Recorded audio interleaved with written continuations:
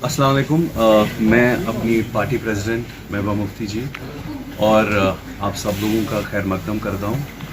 आजकल की जो हालात है, जो मुश्किल हालात है, इन मुश्किल हालातों में जो कोई यूथ अगर जमहूरी सियासत में अपने आप को शामिल करना चाहता है तो ज़रूर उसके पीछे एक छोटी सी कहानी होती है, एक छोटी सी स्टोरी होती है।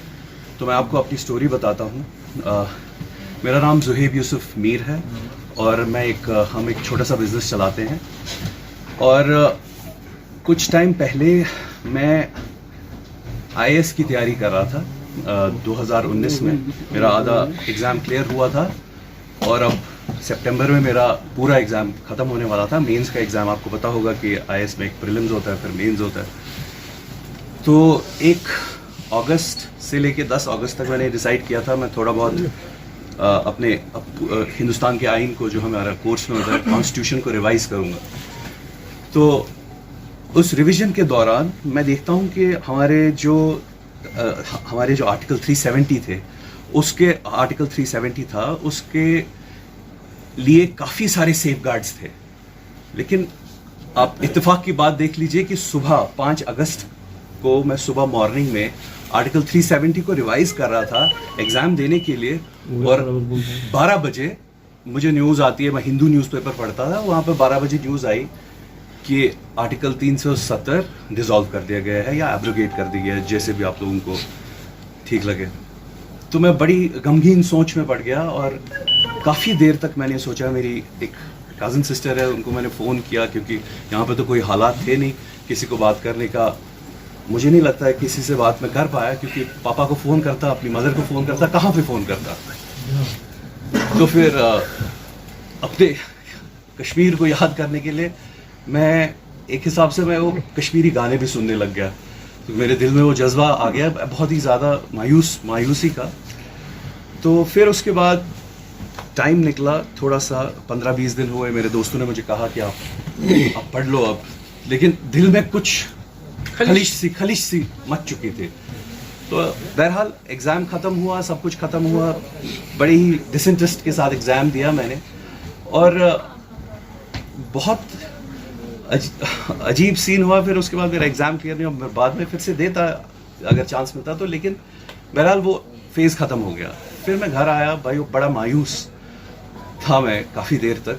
तो मेरे फादर, मेरे मदर मुझे बोलने लग गए कि आप मायूस मत हो, सब ठीक हो जाएगा। लेकिन मैं उनको क्या बोलता कि इसलिए नहीं मायूस हूँ क्योंकि मेरा एग्ज़ाम नहीं क्लियर हुआ, मैं इसलिए मायूस हूँ जो मैं पढ़ रहा था, जो मैं बोल रहा, जो मैं देख रहा था, वो सब झूठ था।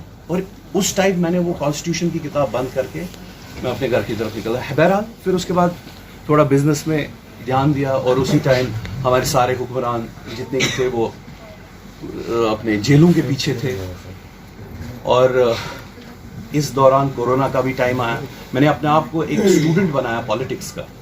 तो मैंने उस दौरान B.R. अम्बेडकर को पढ़ा, मैंने गांधी को पढ़ा, मैंने नेहरू को पढ़ा। उसमें गांधी के बारे में मैंने एक चीज़ पढ़ी कि हमें कंस्ट्रक्टिव प्रोग्राम की ज़रूरत है।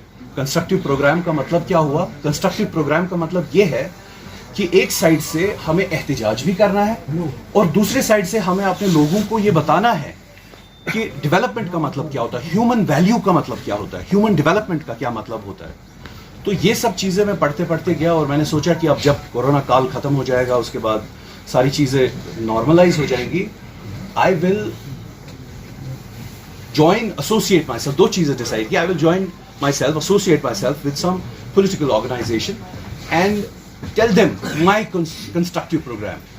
बट अनफॉर्चुनेटली जब ये सब हुआ, उसके बाद जब थोड़ी थोड़ी आवाज़ें निकलने लगी, बड़ी मायूसी की बात, और मुझे मायूसी हुई कि आधे लोगों ने ये आधे हमारे हुक्मरानों ने ये एक्सेप्ट कर लिया था कि कोई बात नहीं, 370 हट गया, 35 से हट गया, डिग्निटी चलेगी, अब आगे सोचो। ये मेरे अंदर बड़ी मायूसी। अब मैं सोच रहा हूँ मैं अपनी कंस्ट्रक्टिव प्रोग्राम बोलूँ तो बोलूँ किसे। उसके बाद कुछ टाइम के बाद, एक जो सबसे लंबे अरसे के बाद जेल से बाहर निकली, वो एक आवाज आई वो आवाज़ थी हमारी सदर महबूबा मुफ्ती जी की, और उन्होंने वो आवाज़ दी।